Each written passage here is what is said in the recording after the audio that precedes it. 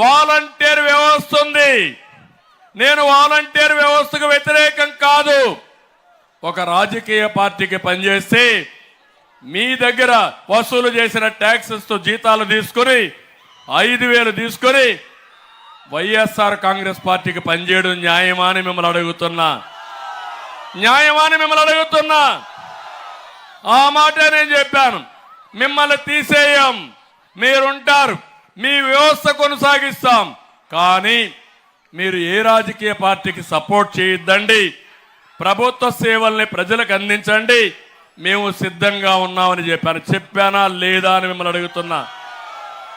ఎన్నికల కమిషన్ ఏం చెప్పారు? ఈ ఎన్నికలు అయ్యే వరకు వీళ్ళు ఎక్కడ కూడా ఇంటర్వ్యూన్ కాకూడదు, ఒక రాజకీయ పార్టీకి వంతన పాడకూడదు, దూరంగా ఉన్నామని చెప్పారు.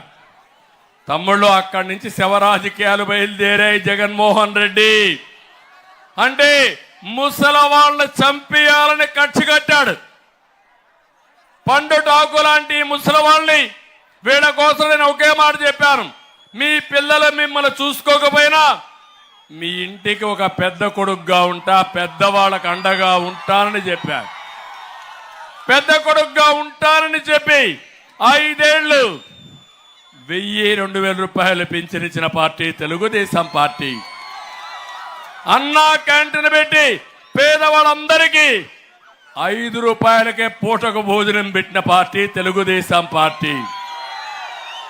ఎవరికైనా పింఛన్ వస్తే 2,450 రూపాయలతో 3 పూట్ల భోజనం చేసి 1,550 రూపాయలు మిగిలిడిగా చేశాను.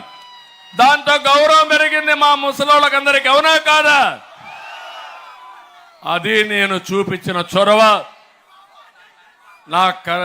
ఎవరైతే పెద్దవాళ్ళు ఉన్నారో వాళ్ళు ఈ రాష్ట్రం కోసం, కుటుంబాల కోసం కష్టపడ్డారు.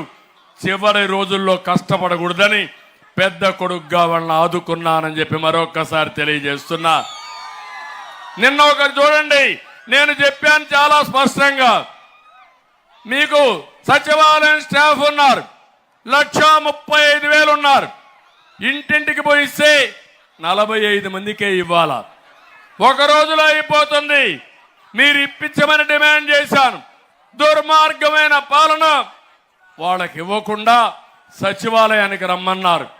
సచివాలయానికి వచ్చారు, ఒకరిద్దరు చనిపోయారు. దానికి కారణం ఇది ప్రభుత్వ హత్యలు తప్ప ఇంకొకటి తమ్ముళ్ళు అని మిమ్మల్ని అడుగుతున్నా.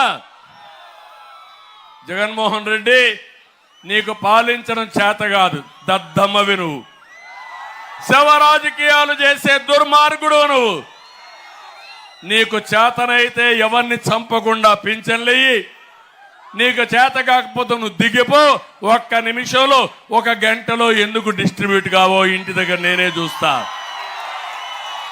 సవాలు విసురుతున్నా జగన్మోహన్ రెడ్డికి. సిద్ధమా అని మేము అతను అడుగుతున్నా.